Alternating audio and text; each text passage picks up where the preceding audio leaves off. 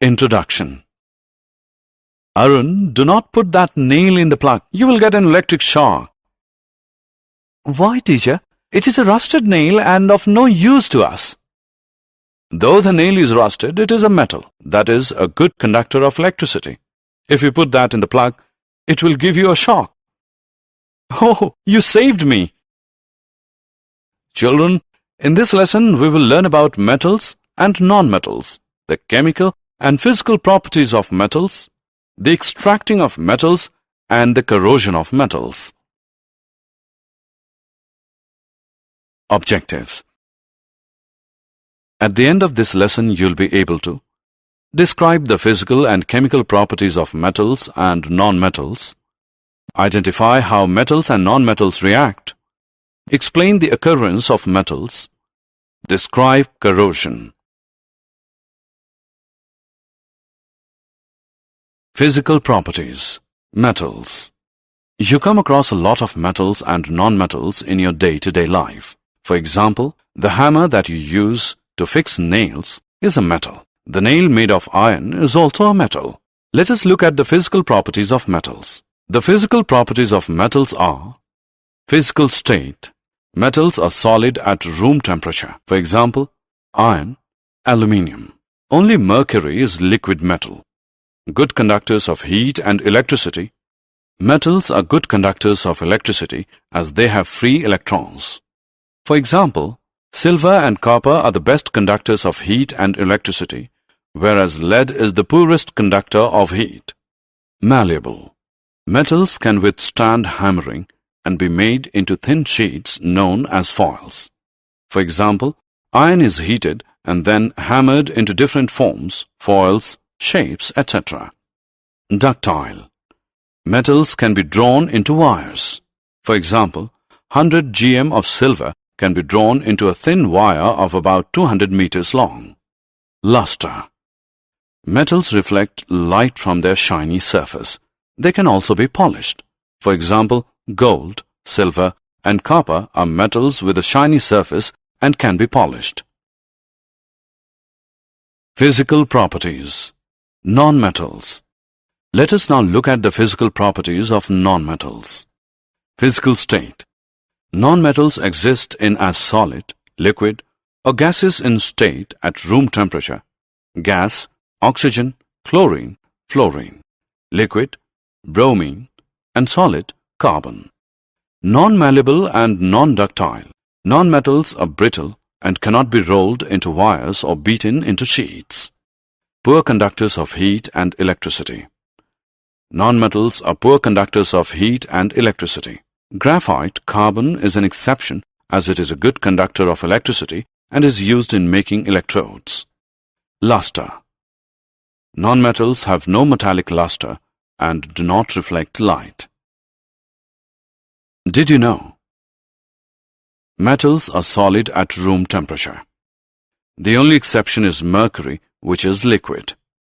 Mercury, the liquid metal, conducts heat and electricity as well. It is very dense. Mercury is very poisonous. Non-metals are poor conductors of electricity. However, graphite, which is a form of carbon, is a good conductor of electricity. Chemical properties of metals.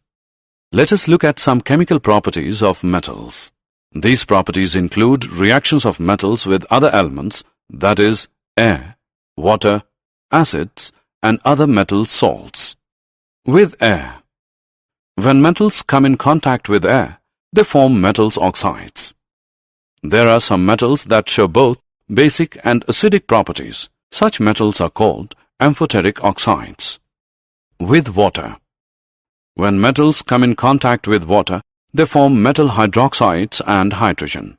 Metal make the water become a metal hydroxide solution. With acids.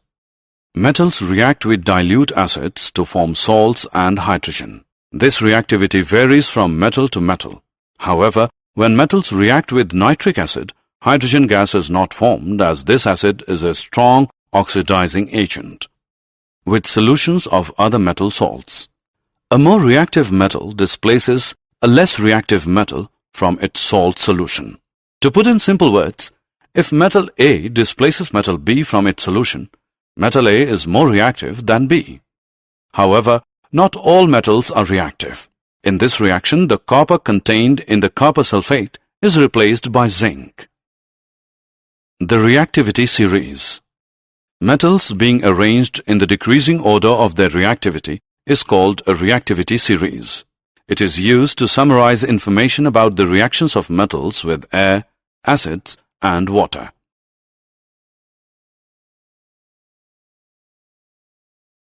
How do metals and nonmetals react? Metal atoms have 1 to 3 electrons in the outermost shell, whereas nonmetals atoms have 4 to 8 electrons in the outermost shell. Exception. 2 exceptions to this rule: hydrogen and helium. Metals that donate electrons gain positive charge equal to the number of electrons donated, and nonmetals gain electrons and negative charge equal to the number of electrons accepted. When a metal atom donates 1, 2, or 3 electrons from its valence shell to another nonmetal atom that has the ability to accept these electrons, it is known as electrovalency. As a result of this, both these atoms form the structure of an inert gas. The transfer of electrons from the atom of an element to the atom of another is called an ionic compound. Properties of ionic compounds. Let us look at some ionic compound properties.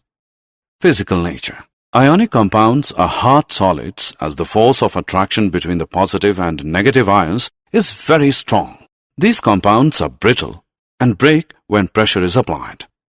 Melting and boiling points. Ionic compounds have high melting and boiling points because of a considerable amount of energy that is required to break the strong inter-ionic attraction. Solubility. Ionic compounds are soluble in water and insoluble in solvents such as kerosene, petrol, and so on. Conduction of electricity.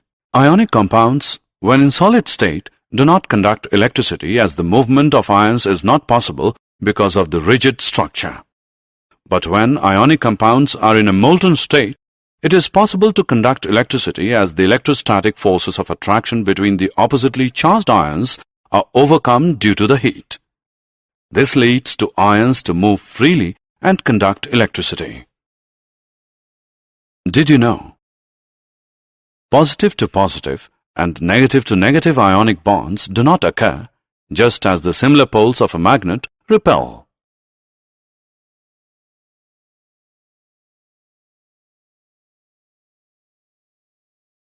Occurrence of metals.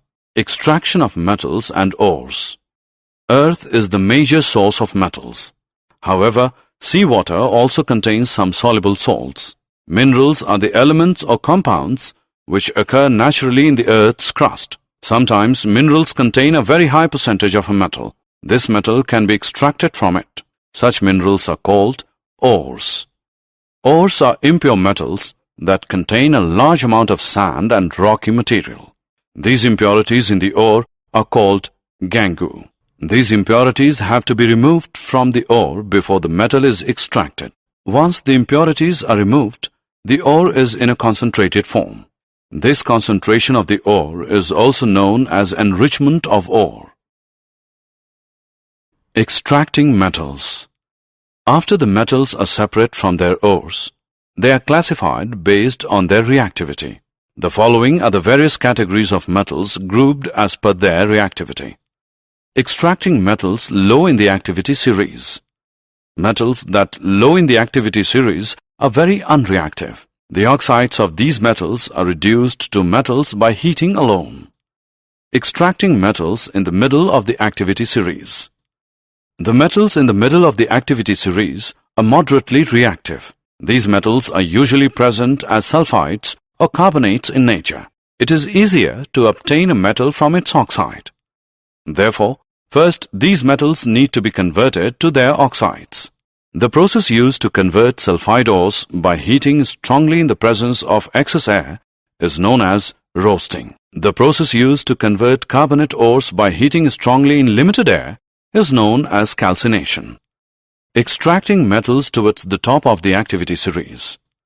The metals that are high up in the reactivity series are very reactive and cannot be obtained from their compounds by heating with carbon, as these metals have more affinity for oxygen than carbon. These metals are obtained by electrolytic reduction. Refining of metals. The metals produced by reduction processes are not pure. They still contain impurities, which must be removed to obtain pure metals. The most widely used method for refining impure metals is electrolytic refining. Many metals are refined electrolytically. The impure metal is made the anode, and a thin strip of pure metal is made of cathode. A solution of the metal salt is used as an electrolyte. On passing the current through the electrolyte, the pure metal from the anode dissolves into the electrolyte. An equivalent amount of pure metal from the electrolyte is deposited on the cathode. The soluble impurities go into the solution, whereas the insoluble impurities settle down at the bottom of the anode. These are known as anode mud. Did you know? Silver, gold, and platinum atoms are not easily oxidized. So, silver, gold, and platinum simply fall from the anode to the bottom of the tank, where they can be scrapped up after the electrolytic refining process is complete. Corrosion. Metals that are chemically active get corroded in the presence of a moist atmosphere. Corrosion is an oxidation reaction with atmospheric oxygen in the presence of water on the surface of a metal. For example, iron and aluminium corrode. However, non-reactive metals like gold, platinum, mercury do not corrode. There are 3 ways to prevent corrosion. Sacrificial protection, where the more reactive protecting metal is oxidized away, leaving the protected metal intact. Alloying, where metals are mixed with other metals to make non-rusting alloys. Galvanizing, where a metal is covered in thin zinc layer. This layer is produced by electrolytic deposition. Summary. Let us summarize what we have learned. Metals are good conductors of electricity, whereas non-metals are poor conductors of electricity. Metals react with air, water, and acids. Metals being arranged in the decreasing order of their reactivity is called a reactivity series. The transfer of electron from the atom of an element to the atom of another is called an ionic compound. Metals are extracted from ores. The most widely used method for refining impure metals is called electrolytic refining.